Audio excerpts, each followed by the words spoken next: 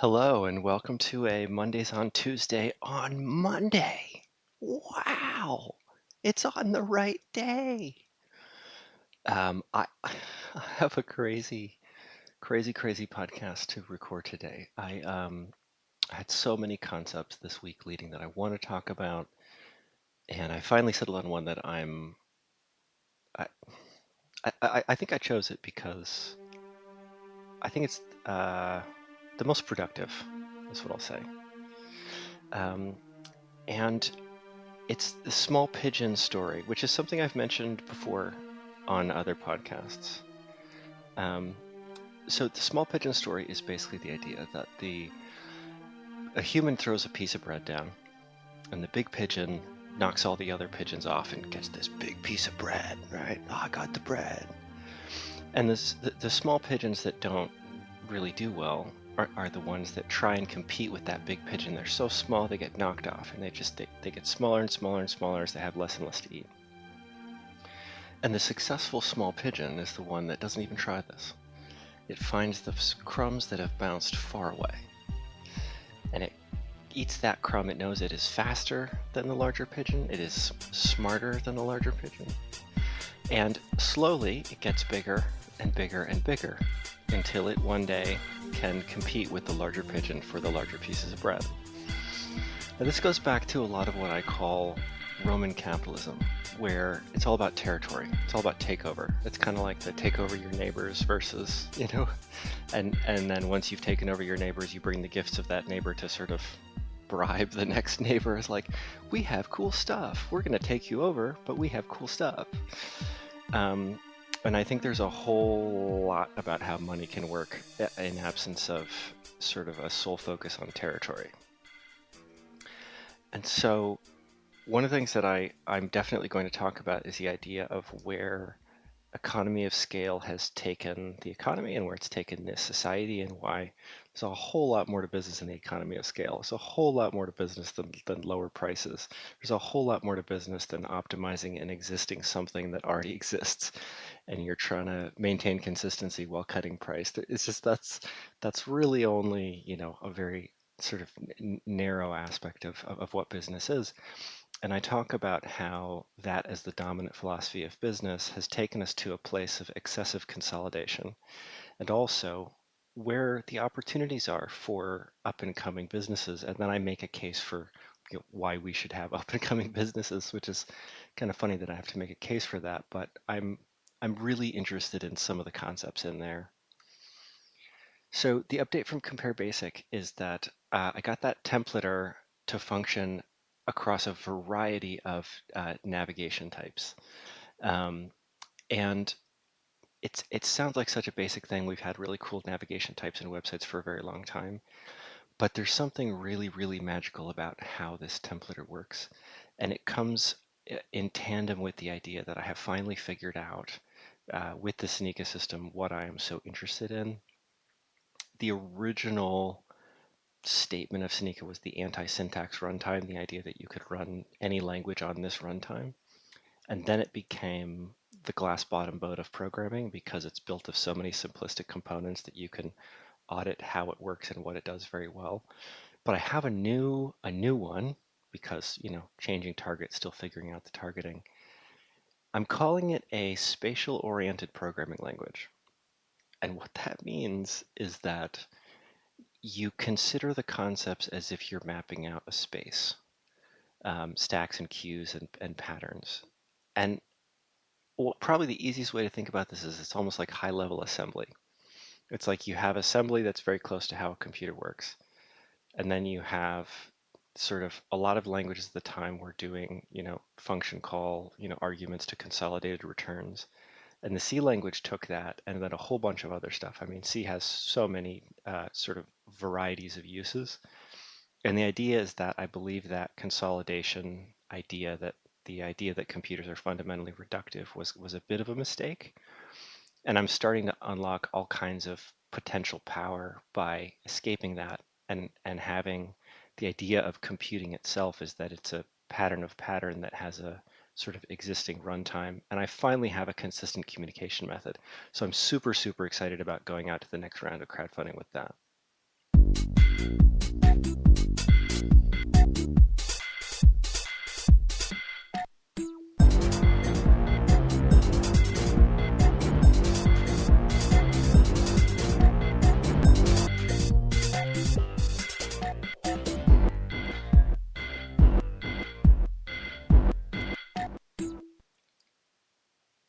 I will say this. I am very inspired this morning. I'm actually very hopeful this morning, which is an odd thing to say because in many ways things are falling out of the sky. In my life in general, I'm recording this from the Midwest of America, and if you check the data on this, you can get a pretty good idea of what I mean when I say things are falling out of the sky. Um, and the reason that, so I'll talk about the problem first. So there's been a lot of terms thrown on like enshittification, popularized by people like Cory Doctorow and Ed Zitron. Not super familiar with Cory Doctorow's work, but I hear good things from everyone everywhere.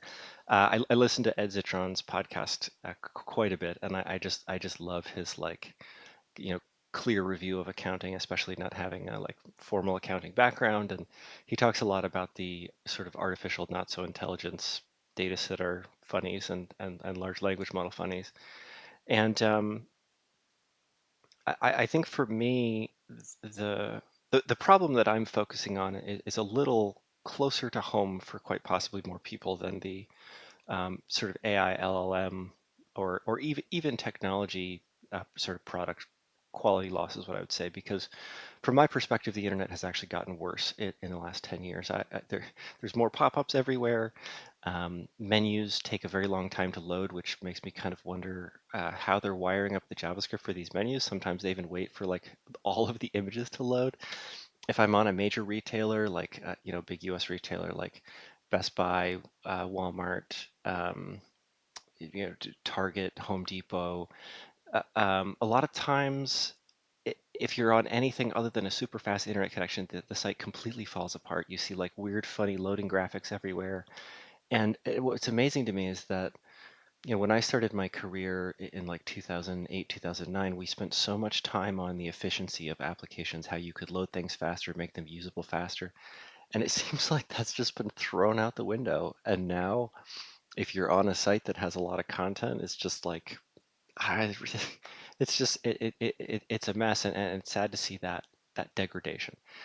And the main thing underneath all of this, though, is that the complaints I hear from absolutely everyone about business culture, what American work is like today, even if you are making a living wage, the communication process is a mess. I mean, you have very unrealistic expectations and part so I know a lot of people who work in retail, in restaurants or in coffee shops, and the demands that sort of chain restaurants or chain stores are putting on their staff in the fate of unrealisticness is so insane. It's like you have, competing with Amazon delivering in 2 days, people now want to have like in-store pickup. And so you have staff being asked to run around the store, grabbing things off the shelves for people under extremely unrealistic timelines. And sometimes this is at hardware stores where like you have to gather a bunch of heavy bags of concrete within 1 hour or else, right? Like it's or else. So sometimes you have to refurbish electronic products and have a success rate of a working product that was previously broken that's completely unrealistic. I mean, half of them are not going to ever work again, and they're trying to hit like a 70 or 80% resale number. And the pressure of these expectations just like pushes down onto the staff in such a crazy way. And there's another thing that's happening, which is um, I call I call this process schedule ping pong. And schedule ping pong is where a company decides to optimize their staffing levels for the sort of people they expect to be walking the door at any given time. So if it's a certain weekend of the year that has generally more foot traffic, they'll have more people in the store. If it's a lighter day, they'll have less. If it's a restaurant, they'll have more people for the evening rush than other times. And it gets a little stranger because if you're on a different station, like for example, if you're on the flat top griddle where you'd be like, frying burgers or preparing the contents of sandwiches or possibly, frying eggs or whatever, um, your setup time is minimal compared to the fry station where you may need to prepare, more breaded flour mixture for some of the deep fried dishes. You may need to restock things. And so your start time may be 4 p.m., 4:15, 4:30, And if you're in a retail store, your start time might be 9 a.m., 10 a.m., 11 a.m. And so what basically happens is never knowing when you're showing up or when you're leaving at any given time causes so much chaos at home when people are preparing to, get your lunch packed to get out the day. When do you wake up in the morning? When do you go to bed at night? And this sounds somewhat like, a minor grievance, but when it comes to having a consistent schedule and having a life that makes absolutely any sense, it's actually a real problem. And the other problem is that these schedules are published only 2 weeks in advance, and it flips all over the place. So like I had a shift at one point where I would show up at 10 a.m. I would work until about 3. I would be off from 3 to 4, and then I would be working from 4 to 11 p.m. And then at times I was booked the next morning at 10 a.m. So it's like you show up, you work 2 shifts in a row, 2 6-hour shifts in a row, which if you're on your feet at the dishwashing station is pretty intense. And then you get to go home and get a little bit of sleep, and you got to be there again at first thing in the morning, and then you have like 2 days off. And so the real issue here, though, is not just a convenience issue. It's because scheduling has been done for efficiency, and you can only do this with computers. If you had to write this down and hand it to people, the management staff would just be like, I am not organizing that amount of information. We're going to get a whiteboard and we're going to have consistent days. But because computer scheduling has allowed all these weird efficiency numbers to just kind of dump chaos on the staff, technically, when you have a part-time job, or you have, and which employers may give you because they have to pay less benefits, that part-time job is only obligated to give you, whatever hours the employer wants to, and they can schedule them at any of their opening hours on 2 weeks' notice. So, how are you going to get a second job if you need more money? Because you don't have dedicated days. You can't go to another employer and promise like, oh, hey, I could do Wednesdays and Thursdays. Well, you don't know, you know? For a restaurant that's open from like 10 a.m. to 10 p.m. and then you've got like an hour of closing afterwards and maybe an hour of, opening before that, 7 days a week, you're kind of just like part-time, still broke, and on call for whenever they need you. And that kind of schedule ping pong is actually causing a huge amount of problems in people's personal lives. And it keeps them, in the underemployed category. And a part of this is what I'm going to talk about here, which is the economy of scale concept, which is economies of scale have done two things. Number one, it's stamped out innovation with an extreme focus on optimizing what already exists, right? You, you know, no reason to change the product. We can just make it cheaper. The other problem it's created is an exceptionally large amount of consolidation from restaurants who receive the same core ingredient deliveries from a company like Cisco, not like the router with a C. It's SYSCO, I guess they deliver to every restaurant that I worked at. And the concept of economy of scale is very simple, very seductive, and actually, in my opinion, very misleading. It's if you're going to do something once, and as a sum total, it doesn't take you that amount of time plus to do twice, right? So let's say if it takes 10 minutes to do something once and 18 minutes to do it twice.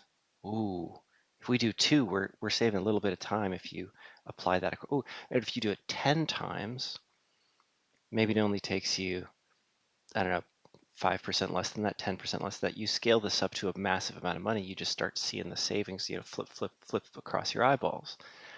And this is such a simple mathematical story to sell that it has sold very, very well.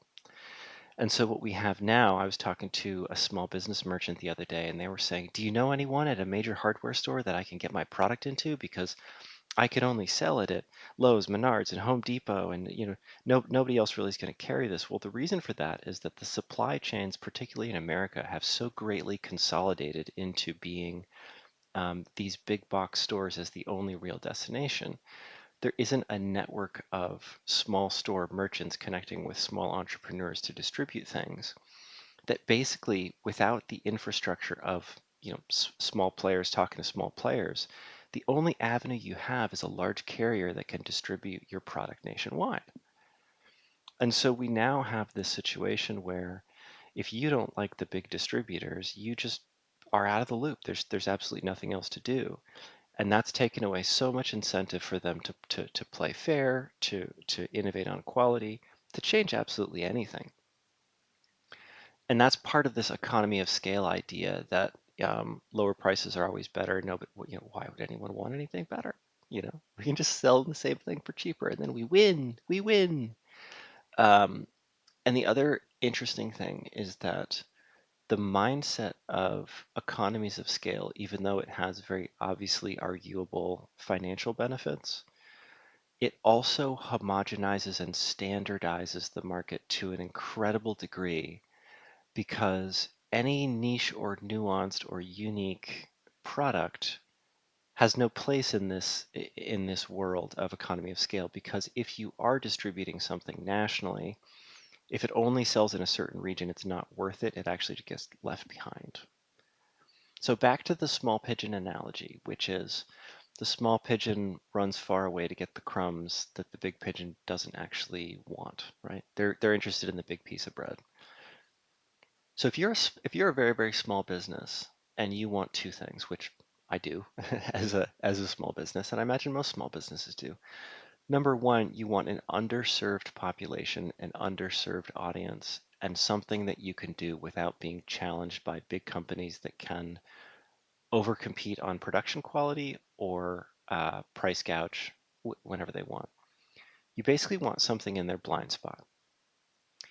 And there's a really interesting concept that I've always thought, which is that if you are a large company, losing 3% of your audience is a massive amount of money, massive amount of money. And so you cater your delivery, quite literally your distribution, which markets you sell into, and the sort of feel and experience of your products for the masses, not the niche audience. And the reason is it doesn't make sense to serve 3% of your audience if it costs you 5% of your main audience. So there's all this like lowest common denominator, low hanging fruit approach, not because that's evil, even though it is evil, but it's because they have so much more to lose by serving niche audiences. In the software world, this is the power user audience. This is the um, unusual sort of visual use case audience. Like if you want pagination rather than infinite scroll, if you want sort of simplicity and less design rather than more, if you're not obsessed with simplicity and you just want all the options at once, these are the kinds of things that there are certain use cases for them that are very, very necessary, but the bulk of users are not going to be in that space.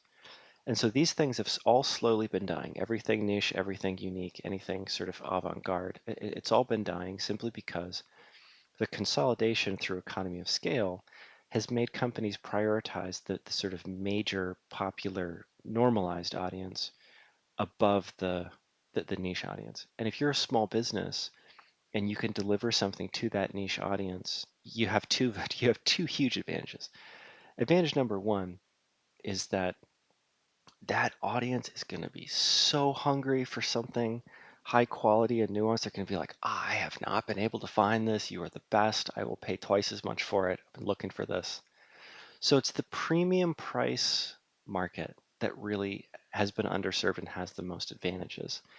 It's the high touch, high quality, quite possibly a little bit more complicated avenue that has been underserved. But most importantly, large competitors cannot undercut you on price here because they literally can't enter this market because it risks their popular market. They can't undercut you on quality or delivery because they've been so obsessed with the economy of scale method that they'll never do something high touch, highly crafted, highly customizable.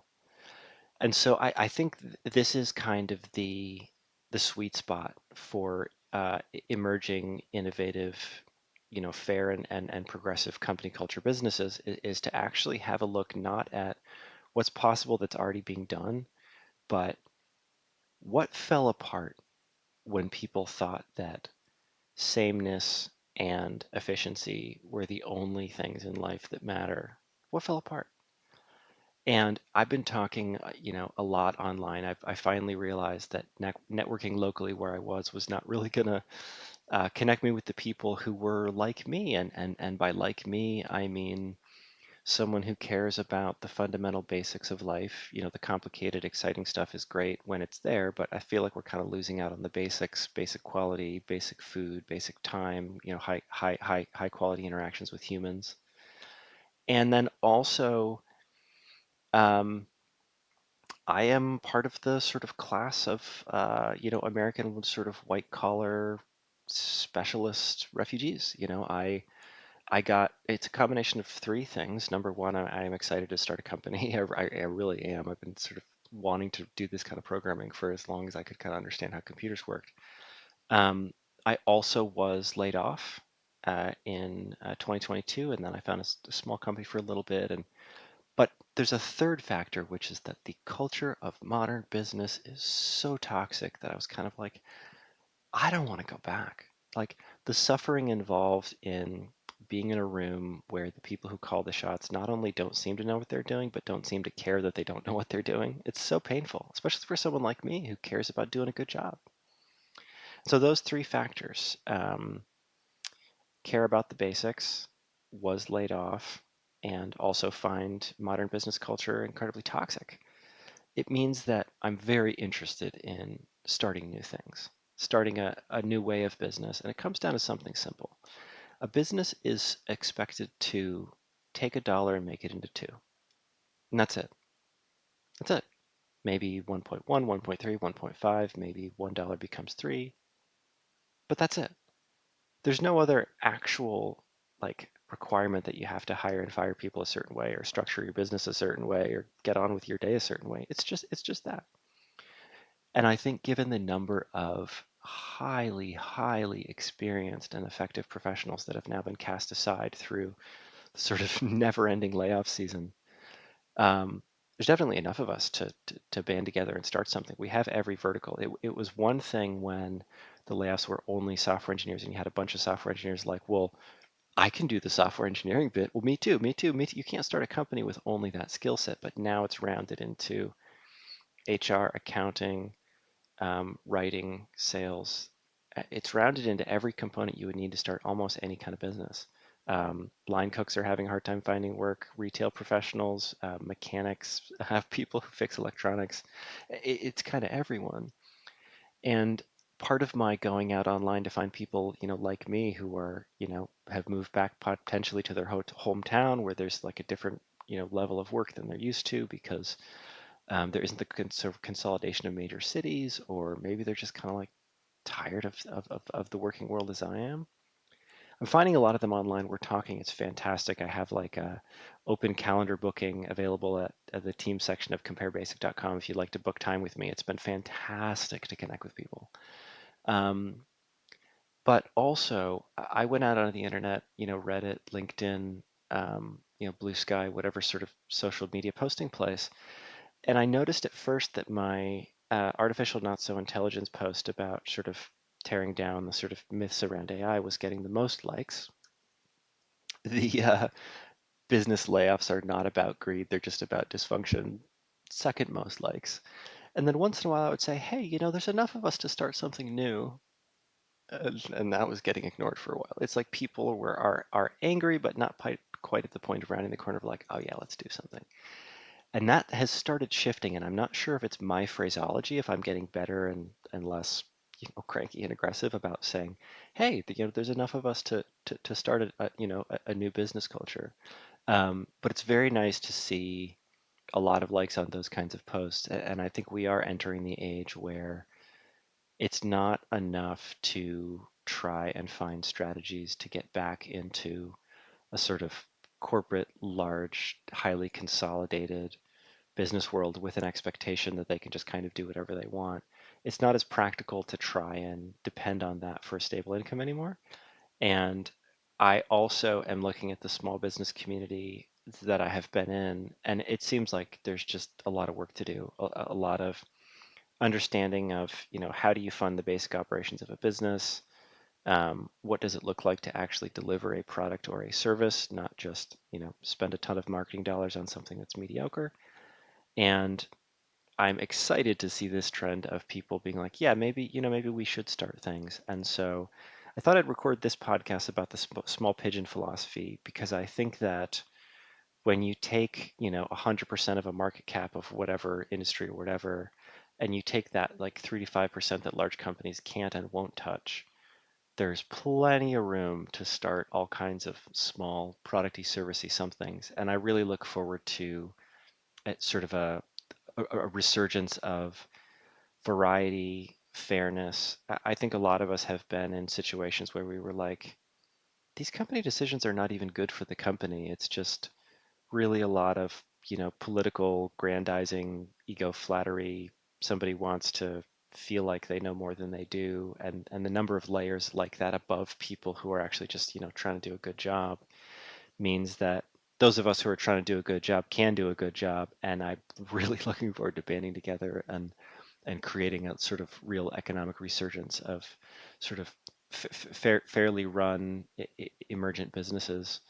Um, as always, if you like the things I talk about, head over to comparebasic.com, have a look. I expect some really exciting Sonika documentation in the next week, and then I mean it's a crazy time. I'm really struggling with the sort of irresponsibility of the money I should be making that I'm not. But man, the components are coming together so quickly.